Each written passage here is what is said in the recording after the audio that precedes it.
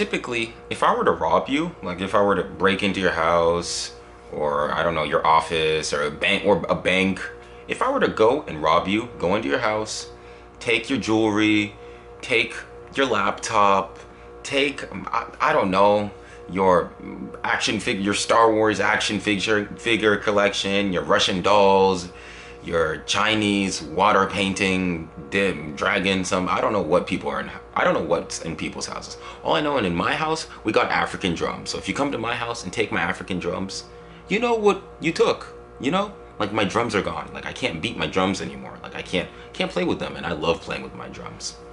Typically, when you rob someone, you know what's lost.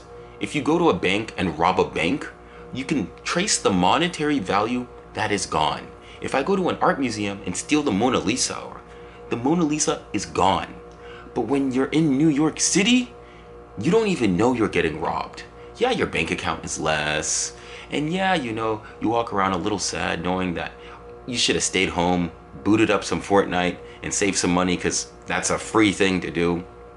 But you have the genius idea of going out. That's the crime you committed. Typically, when there's a robbery, there is a crime associated with it. But in New York City, the crime is survival. That is what you're dealing with in New York City. I went out with my friend today. We went to Central Park. Let me tell you, you want to know what $100 gets you in New York City for two people? You get two watered down smoothies, which I'm not gonna lie, I feel like I could have gone to blender some fruit and some water and made it for myself for $2, but we're out here paying $34 for two smoothies. And then we pay $66 for two bowls of ramen and two drinks. One of the drinks was alcoholic, the other one was just iced tea. You'll guess what I got and what my friend got. That is $100 in New York City.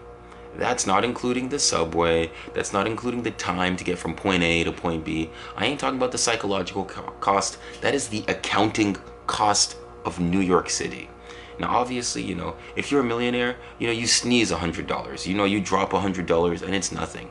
But for some people that are out here, you know, living unemployment check to unemployment check, SNAP, EBT, and WIC benefits, your boys in Section 8 housing, you know, for those people, you know, those people, they're definitely gonna think twice. They're definitely gonna boot up some Fortnite and not go out at all. It's weird because I had a great time with my friend and I would do it 1,000 times until my bank account basically didn't let me use my credit card anymore because I maxed everything out. Because you know, that's how much fun I had that I would do it 1,000 a time. I'd be $1 million in debt doing the same thing today over and over and over again. That's how much fun I had. But then I sit down and I reflect, I look at my statement balance, and I feel like a crime was committed. And it makes no sense. I didn't break any laws.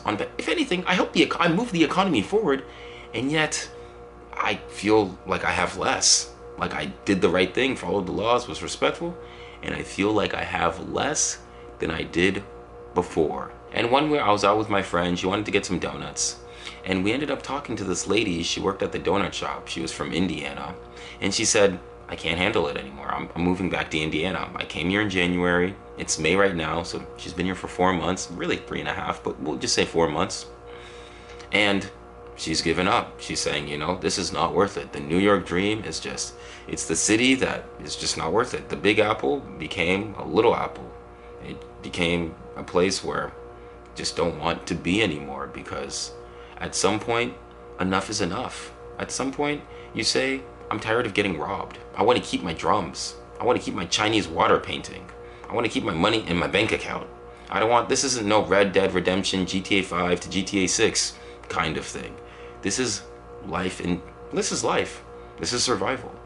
And survival shouldn't be $100, 50, like it shouldn't be you sneeze and you're just thinking, man, you know, I might as well have stayed home. I can't even sneeze in this city anymore without losing $100. That's kind of the reality of New York.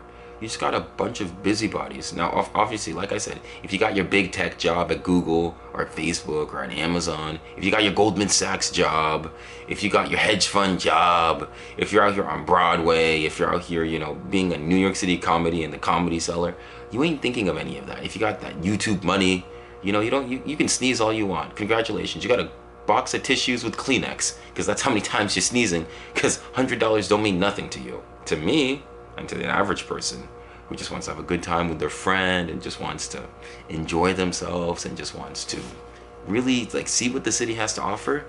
You know, your boy, I walked off a Big Mac, but then I definitely gained back the calories and the money I lost. Like for some odd, it's like it negated the benefit I got. I did something extremely healthy. I walked for 2 hours.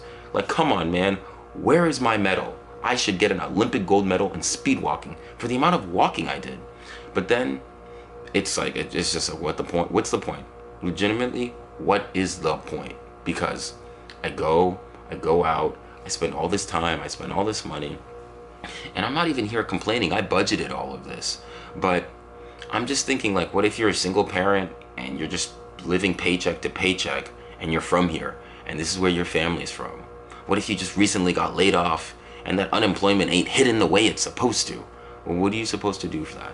Or what if you're just early in your career and after rent takes up half your income, you're just left treading water? You're left because this is the average person. Yes, obviously there are people doing well, and mazel tov, hallelujah, congratulations. I'm very, very, very, very happy if you're doing financially well, and we should all strive to have financial stability. That's something I definitely believe in. But we have to also be realistic and recognize that this ain't Santa Claus. Like, he ain't coming in his magic reindeer, and he ain't just gonna give out financial stability. We ain't got no Oprah. Oprah's not gonna come save us. Well, you get financial stability, and you get a check, and you get a check. Donald Trump ain't gonna give us some stimulus check, you know. That's not gonna happen. Like, we're on our own. And if you want to enjoy New York City, you might as well just consent to getting robbed. You might as well say, yes, you know what? Rob me. Take everything from me. Because your boy, sadly, these New York City videos are coming to an end. They are, I know, all good things must come to an end. Sadly, because this is my last day in New York, like, I'm going back. Like, I go back to, like, when this video is uploaded, I'm going to be preparing to go back to Dallas. And we'll see what I'm going to do over there. But I was just thinking, my time in New York City was great, but I felt like I have less, or I felt like some tragedy happened, even though I had a great time. I had a great time with everyone. And I'm actually even planning my trip back. So maybe the problem's with me. I'm the psycho. The fact that I want to get robbed should be studied in some kind of lab, because who wants less? Everyone wants, normal, sane people want more, unless you're me. You know, New York is great. I love you. I can't get enough of you, and I'm gonna keep coming back because I'm a little bit of an addict, but you're definitely robbing people. And people should know that, like, be prepared, because living here is no joke. It's not for the faint of heart. It's not just like, oh no, like, oh my gosh, like, this was so expensive. No, it's like, you will, survival here, it really is natural selection, survival of the fittest. You cannot be the faint of heart. You can't just, this isn't your Midwest mom and pop shop. This ain't Dallas, yo. Like, this isn't none of that, man. Like, there ain't no Midnight Whataburger or some Buc-ee's I can go to. Like, I gotta really survive out here if you really think you can make it. And, you know, this was my trip to New York. I had some highs, I had some lows. Can't wait to go back. I don't know what kind of content I'm gonna do, but I had a good time. And if you enjoyed this, you know, if you enjoyed this video, please think of liking and subscribing. Thank you so much for watching. My socials will be linked down below and at the end. You know, thank you so much. I know I have a lot of new subscribers, so thank you all for all coming and joining, and we'll see you soon.